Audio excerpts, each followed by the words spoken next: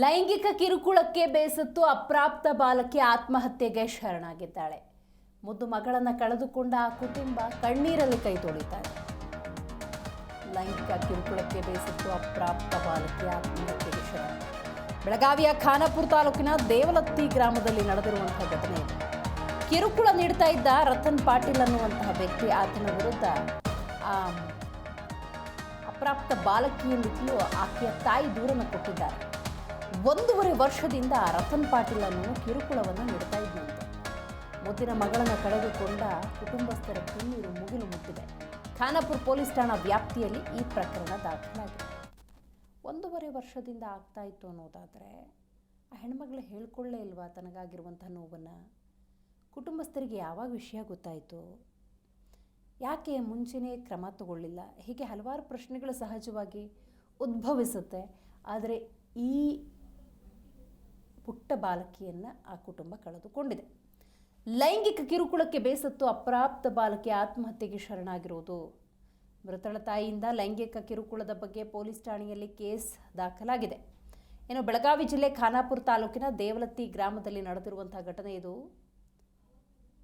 ಮಗಳು ನೇಣಿಗೆ ಶರಣಾಗಿದ್ದಾಳೆಂತ ಬಾಲಕಿಯ ತಾಯಿ ಬೆಳಗಾವಿ ತಾಲೂಕಿನ ನಂದಳ್ಳಿ ಗ್ರಾಮದ ರತನ್ ಪಾಟೀಲ್ 26 ವರ್ಷ ಈತನ ವಿರುದ್ಧ ದೂರನ್ನು ದಾಖಲಿಸಿದ್ದಾರೆ. ಹಾಗಾದರೆ ಈ ಕುಟುಂಬಕ್ಕೂ ರತನ್ ಪಾಟೀಲ್ಗೂ ಏನು ಸಂಬಂಧ? ರತನ್ ಪಾಟೀಲ್ ಪರಿಚಯವೋ ಸಂಬಂಧಿಕನೋ? ಯಾವ ಸಂದರ್ಭದಲ್ಲಿ ಲೈಂಗಿಕ ಕಿರುಕುಳ ನೀಡ್ತಾ ಇದ್ದದ್ದು? ಈಗ ಲೈಂಗಿಕ ಕಿರುಕುಳ ಆಗ್ತಿತ್ತು ಅನ್ನೋದ್ರ ಬಗ್ಗೆ ಈಕೆಯೇ ತನ್ನ ತಾಯಿ ಹತ್ರ ಹೇಳಿದ್ಲ ಅಥವಾ ಎಲ್ಲಾದರೂ ಬರೆದಿಟ್ಟಿದ್ದಾಳ?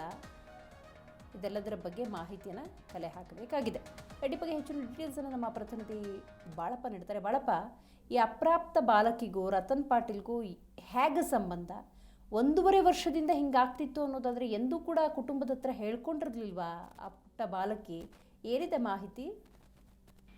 ಎಸ್, ಏನಂದ್ರೆ ಬೆಳಗಾವಿ ಜಿಲ್ಲೆ ಖಾನಾಪುರ ತಾಲೂಕಿನ ಏನು ಹೊರವಲಯ ಒಂದು ಗ್ರಾಮದಲ್ಲಿ ಏನು ಯುವಕ 1 ವರ್ಷದಿಂದ ಲೈಂಗಿಕ ಕಿರುಕುಳ ಕೊಡ್ತಾ ಇದೆ ಅನ್ನೋ ಆರೋಪದಡಿ ಏನು ನೊಂದ ಬಾಲಕಿ ಏನು ಮನೆಯಲ್ಲಿ ಕೂಡ ತಿಳಿಸಿ ಅದು ಅವನ ಏನು ಯುವಕನ ಟಾರ್ಚರ್ದಿಂದ ಆಕೆ ನೇಣು ಹಾಕಿಕೊಂಡು ಆತ್ಮಹತ್ಯೆ ಮಾಡಿಕೊಂಡಿದ್ದಾಳೆ. ಈಗಾಗಲೇ ಏನು ಖಾನಾಪುರದಲ್ಲಿ ಪ್ರಕರಣ ಕೂಡ ದಾಖಲಿಸಿಕೊಂಡು ಪೊಲೀಸರು ತನಿಖೆ ಕೂಡ ಆರಂಭಿಸಿದ್ದಾರೆ.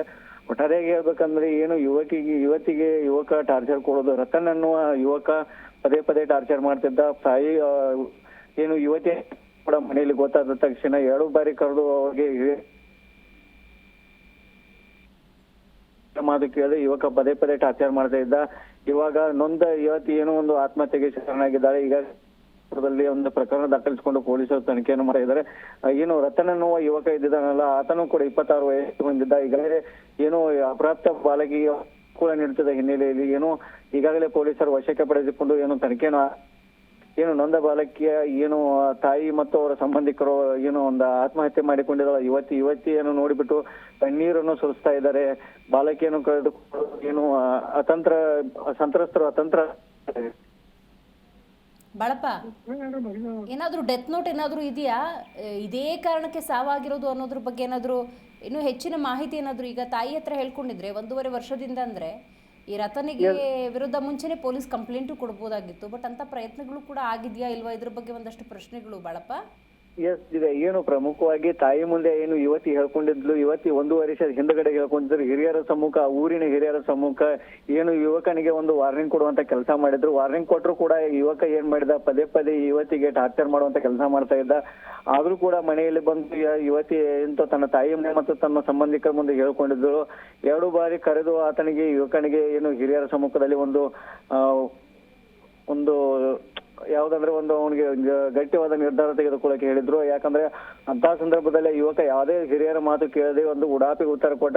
ಯುವತಿ ಬೆನ್ನು ಹತ್ತಿ ಇವತ್ತು ಜೀವನವನ್ನೇ ಸರ್ವನಾಶ ಮಾಡಿದ್ದಾನಂತೆ ಏನು ಅವ್ರ ಮನೆಯವರು ಆರೋಪ ಕೂಡ ಮಾಡ್ತಾ ಇದ್ದಾರೆ. ಅದಕ್ಕೆ ನೊಂದುಕೊಂಡು ಯುವತಿ ಆತ್ಮಹತ್ಯೆ ಮಾಡಿಕೊಂಡಿದ್ದಂತ ತಾಯಿ ಒಂದು ಗಂಭೀರವಾದ ಆರೋಪವನ್ನು ಮಾಡಿದ್ದಾರೆ.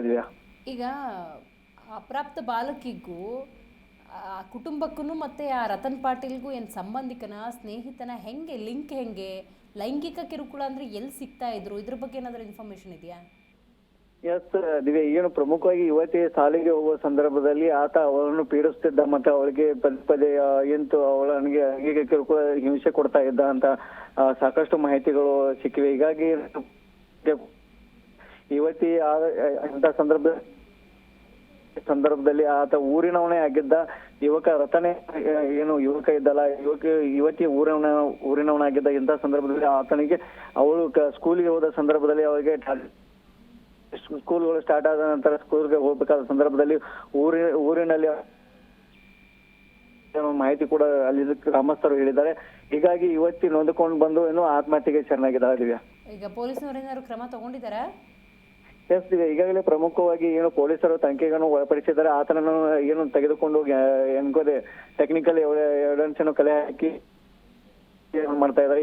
ಇತ್ತೀಚೆಗೆ ಏನಾಗಿದೆ ಅಂದ್ರೆ ಯುವತಿ ಸ್ಕೂಲಿಗೆ ಹೋಗೋ ಸಂದರ್ಭದಲ್ಲಿ ಅವಳನ್ನು ಪೀಡಿಸ್ತಾ ಇದೆ. ಅಲ್ಲಿರ್ತಕ್ಕಂಥ CCTV ಕ್ಯಾಮೆರಾಗಳನ್ನು ಏನು ಬೇಕಾಗಿದೆ ಅಲ್ಲ ಟೆಕ್ನಿಕಲ್ ಎವಿಡೆನ್ಸ್ಗಳು ಈಗಾಗಲೇ ಪೊಲೀಸರು ರೆಡಿ ಮಾಡ್ಕೊಂಡಿದ್ದಾರೆ. ಆತನನ್ನು ಬಂಧಿಸಿ ಮತ್ತೆ ತನಿಖೆಯನ್ನು ಒಳಪಡಿಸಿದ್ದಾರೆ. ಥ್ಯಾಂಕ್ ಯು ನಿಮ್ಮೆಲ್ಲ ಮಾಹಿತಿಗಾಗಿ ಬಾಳಪ್ಪ.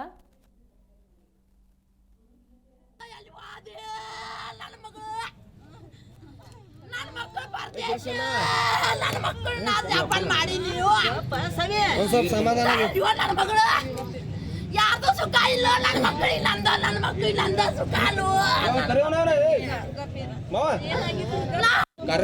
ಅಯ್ಯೋ ನನ್ನ ಮಗಳು, ಅಯ್ಯೋ ನನ್ನ ಮಗಳು, ಎಲ್ಲಿ ಹೋದೆ ನನ್ನ ಮಗಳು, ಅಯ್ಯೋ ನನ್ನ ಮಗಳು, ನನ್ನ ಮಗಳು, ಅಯ್ಯೋ ನನ್ನ ಬಂಗಾರ.